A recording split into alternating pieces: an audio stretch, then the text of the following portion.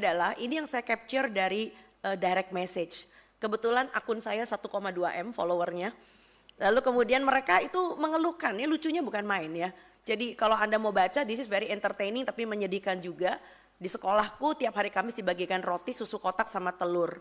Ya, lalu kemudian anakku pernah muntaber gara-gara susu. Tidak banyak orang yang tahu bahwa etnik Melayu itu 80% itu intoleran laktosa, termasuk saya.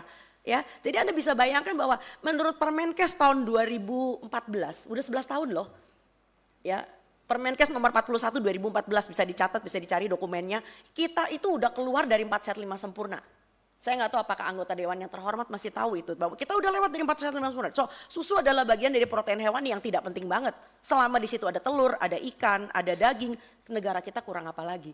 Ya, jadi kita tidak mungkin mengkonsumsi susu sebagai bangsa Melayu begitu loh ya. Akhirnya ada yang mencret. Lalu kemudian di Depok ada ayam masih mentah, ya kan. Lalu kemudian ada lagi selama di kampungku juga pernah ada belatung seperti yang tadi udah diungkapkan oleh Cisdi. Next please. Nah, ini ada beberapa lagi keluhan berikutnya. Mohon maaf. Ya. Ini adalah bukti nyata dari susu yang dibagi. Anda bisa tahu bahwa publik kita tuh udah pinter, publik kita udah pinter banget. Yang dibagi ini bukan susu, ini adalah minuman bergula dan ada tulisannya tidak cocok untuk bayi sampai usia 12 bulan. Bahkan perlu saya tambahkan ada yang menu kering yang diberikan kacang sukro. Itu kan gak masuk di akal sama sekali gitu loh. Dan kacang sukro juga ada tulisannya karena mengandung aspartam. Tidak cocok untuk balita dan ibu hamil dan dibagikan. Anak sudah makan ayam goreng tapi diturunkan menjadi sufor dan bubur instan. Ya bayangin anaknya udah umur berapa itu, udah 1 tahun lebih ya. Tapi lalu kemudian dibagi-bagi MBG-nya dalam bentuk bubur instan. Ini kan penurunan dekadensi ya, suatu ketatanan pemberian makan bayi dan anak. Next please. Jadi banyak sekali publik yang udah pinter ya. Nah akhirnya ada orang yang merasa bersalah karena jadi sering buang makanan ya. Bahkan ada yang terakhir anaknya masuk IGD karena mual dan muntah ya kan. Next please. Jadi ini bukan main-main sebetulnya. Next. Nah, yang menarik adalah kita sebetulnya sudah punya dokumen dari BGN sendiri, di mana disebutkan di dalam dokumen BGN tentang panduannya adalah edukasi pangan dan gizi diberikan oleh Kedeputian Bidang Promosi dan Kerjasama dan seterusnya. Tetapi pertanyaannya kalau kita bagi makanan di sekolah, di posyandu itu diberi nggak? Edukasi itu? Enggak. Ya, bahkan kalau ada orang yang nanya selalu dibungkam. Udah nggak usah banyak nanya, dikasih aja bagus, bersyukur napa? Next please. Ya. Nah ini yang menarik. Kalau dikatakan meningkatkan UMKM, apakah UMKM yang diberdayakan adalah yang seperti ini, yang jualan makanan instan, yang jualan frozen food. Ya, kita tuh belum pernah tahu data-datanya bahwa ternyata yang diuntungkan adalah nelayan, petani, ya peternak kita belum lihat gitu loh. Jadi yang diuntungkan adalah orang, mereka alhamdulillah banget. Dan sekarang mereka galak banget kalau dibilang MBG itu mau dihentikan. Karena mereka mengatakan kalian jahat MBG dihentikan. Itu namanya menghentikan kita punya mata pencaharian sekarang. Sekarang jadi seperti buah si malakama. Jadi di antara masyarakat sendiri sekarang sudah dibenturkan menjadi 2 kubu. Kubu yang mengatakan bahwa dia untung karena dagangannya laku padahal dagangannya gak sehat. Di sisi yang lain ada masyarakat yang menginginkan tolong dong kalau beri MBG yang sehat dong buat kami. Next please, silakan berikutnya. Nah ini yang menarik sekali. Sebetulnya sudah ada konektivitas antara Kementerian Kesehatan dengan BGN. Ya BGN itu sendiri sudah mengatakan dalam dokumennya bahwa telah ditetapkan oleh Kementerian Kesehatan konsep-konsep pemberian makanan bergizi. Ya, dan ini Kementerian Kesehatan sudah memberikan dokumen asupan masukan sejak Desember 2024. Next please. Nah tetapi yang menarik adalah BGN sendiri juga mengatakan bahwa edukasi diberikan oleh kedeputian tetapi sampai hari ini tidak. Next please. Biar cepat saja. Nah yang lebih menarik lagi adalah BGN sendiri menandatangani kerjasama dengan Danone. Kita tahu banget Danone itu adalah salah satu perusahaan susu formula. Next please. Dan akhirnya karena penandatanganan tersebut, ini juga tadi yang sudah dikeluarkan oleh Cisdi, maka BGN sendiri melanggar undang-undang yang kita buat, peraturan pemerintah, ya karena akhirnya mereka memberikan paket MBG yaitu formula biskuit balita, Ya, dan formula lanjutan yang mana bangsa kita tidak butuh formula. Bangsa kita butuh edukasi. Anak bisa menyusu dengan baik sampai dengan insya Allah 2 tahun. Anak kita mempunyai MPASI, makanan pendamping ASI karena orang tuanya pinter. Next please. Dan pemerintah dalam hal ini Kementerian Kesehatan sudah punya poster segede gaban kayak begini. Bahwa ternyata bayi usia 6-8 bulan itu ASI masih 70%. Begitu dia besar sedikit 9-11 bulan, ASI memang tinggal 50%. Tapi lihat tingkatan makanannya ditambah. Next please. Begitu anak ini sudah tahu 1 tahun, maka ASI tinggal 30%. Bukan dijejelin susu formula, bukan dijejelin susu manis. Karena dia harus lebih banyak makan. Karena 70% asupannya adalah dari makanan. Dan lihat ketika usia 2 tahun. Usia 2 tahun udah gak ada gelas susu di situ. Karena giginya sudah komplit. Kedua, karena dia sudah makan. Full makan. Jadi bukan karena hal-hal tertentu maka anak-anak ini lalu diberikan kemasan. Bahkan produsen susu formula sendiri sudah menulis di kerdusnya, ASI adalah yang terbaik. Kenapa nggak dibaca? Ya, jadi saya tidak mau BGN itu lalu membenturkan dengan konsep-konsep PMBA yang memang sudah ada.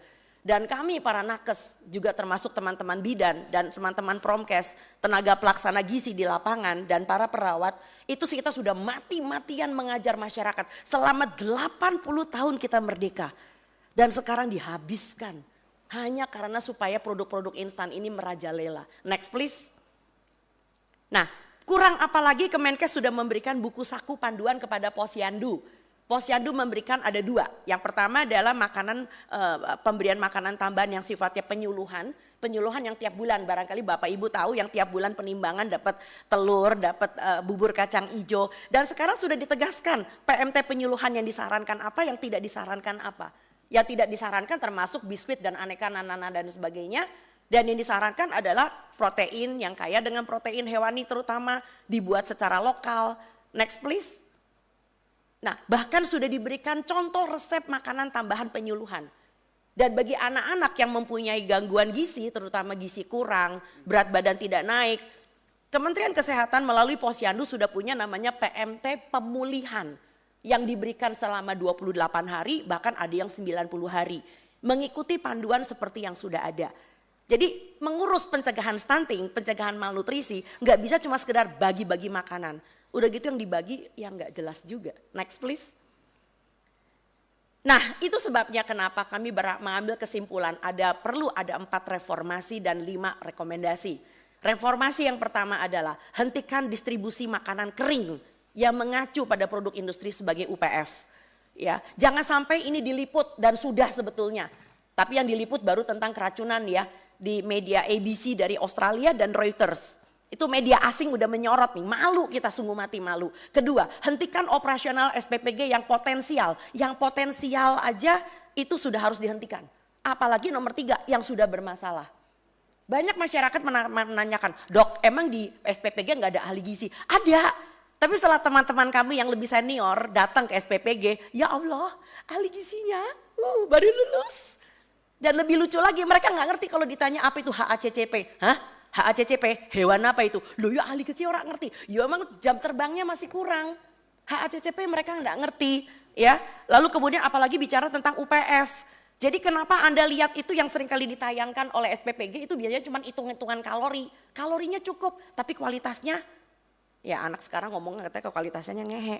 Nah yang keempat adalah terapkan sistem monitoring, evaluasi dan supervisi yang akuntabel. Ini tidak ada. Dan kami mengajukan 5 rekomendasi. Rekomendasi yang pertama, wilayah 3T.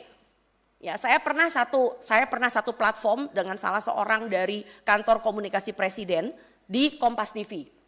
Saya sempat nyecer, rame itu di Kompas TV ketika pertama kali MBG berjalan. Saya tanya, kenapa sasarannya bukan daerah 3T? Alasan beliau adalah karena strukturnya belum siap. Oh baiklah, mari kita tunggu. Ditunggu sampai bulan September, tetap masih belum siap. Ini mau sampai kapan? Karena target yang sebenarnya adalah orang-orang daerah 3T yang sekolah mesti nyebrang pakai getek, yang gurunya mesti pakai eretan, yang kalau hujan lalu sekolahnya banjir.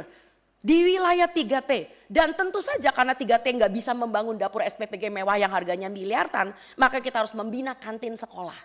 So adakan modifikasi MBG, jadi jangan kekeh keras kepala batu harus pakai SPPG. yang modalnya sekian miliar, yang harus mempunyai kulkas terbuat dari stainless whatever lah. Ya, tapi kan kantin bisa diberdayakan. Ya, latih, didik dan awasi para pemilik kantin. Kedua, kerjasama sekali lagi bangun dengan Dinkes, kerjasama dengan puskesmas. Karena kesehatan lingkungan puskesmas itu adalah bagian dari wilayahnya sebagai layanan supervisi, monitoring dan evaluasi, bukan dengan BPOM. Ya jelas dia kerjasama sama BPOM yang dibagi susu berkemasan sih. Yang ketiga, transparansi keuangan, di mana dapur dan penyedia diketahui publik, nggak diem-dieman. Yang keempat, buktikan bahwa terjadi edukasi makanan bergizi. Karena ini adalah janji dari BGN, supaya masyarakat kita tuh bisa, anak-anak itu nggak buang-buang sayur. Kalau sayurnya nggak doyan, nggak semua sayur berdaun kan. Ada yang namanya wortel, ada yang namanya labu siem. Ya, nggak semua sayur berdaun gitu. Lalu kemudian libatkan bekerja sama dengan tenaga pelaksana gizi puskesmas. Ya, TPG kita tuh marah-marah loh. TPG kita mengatakan kita kayak dicuekin kayak pot kembang, cuma taruh di pinggir aja. Dan guru-guru lebih kesian lagi, sekarang punya istilah baru, Master of bagi-bagi makanan. Udah gitu kalau traynya hilang disuruh bayar 80.000, astagfirullah. Yang ketiga, alokasikan menu lokal sebagai 80% isi MBG di seluruh wilayah. Ya, saya pengen anak Papua bisa makan ikan kuah asam. Saya pengen anak Sulawesi bisa makan kapurung. Tapi yang terjadi dari Lokna sampai dengan Papua yang dibagi adalah burger, di mana tepung terigu tidak pernah tumbuh di bumi Indonesia. Enggak ada anak muda yang tahu bahwa gandum tidak tumbuh di bumi Indonesia. Dibagi spaghetti, dibagi bakmi gacoan. Oh my God. Ya, dan maaf ya, itu isi burgernya itu kastanisasi juga. Kalau yang dekat dengan pusat supaya kelihatan bagus, dikasih kayak chicken katsu. Tapi coba kalau yang di daerah, yang SPPG-nya juga agak sedikit main. Dikasih itu loh, benda tipis berwarna pink. Saya aja gak pernah mengatakan ini adalah daging olahan. Saya aja nista bilang itu daging olahan. Saya gak tahu itu produk apaan. Itu rasanya kayak karton warnanya pink. Dan buat lucu-lucuan nih, lalu anak-anak disuruh, oke, do it your own. Ya, DIY. Susunnya, ada sayurnya. Astaga, kan bukan itu tujuan MBG. Punten. Ya, dan akhirnya apa? Ini mau sampai kapan makannya burger? Gitu loh ya. Jadi saya setuju bahwa ada anak yang tidak suka dengan pangan lokal. Karena mereka tidak terbiasa. Tapi bukan berarti lalu request anak-anak. Lalu dijawab oleh dapur. Ya wis loh, nek requestnya ngono ya kuis wae ora apa-apa. Lah kalau requestnya cilok, mati kita. Boleh gak ciloknya dimodif menjadi bakso ikan? Itu kan kalau ininya cerdas kan bisa jalan gitu loh. Ya tapi mau ngomong apa kalau SPPG-nya ditekan? Mau ngomong apa kalau SPPG-nya isinya adalah ahli gizi yang begitulah, you know. Punten, saya rasa ini saja dari kami. Kita kembalikan kepada Pak Pimpinan. Terima kasih Pak Charles.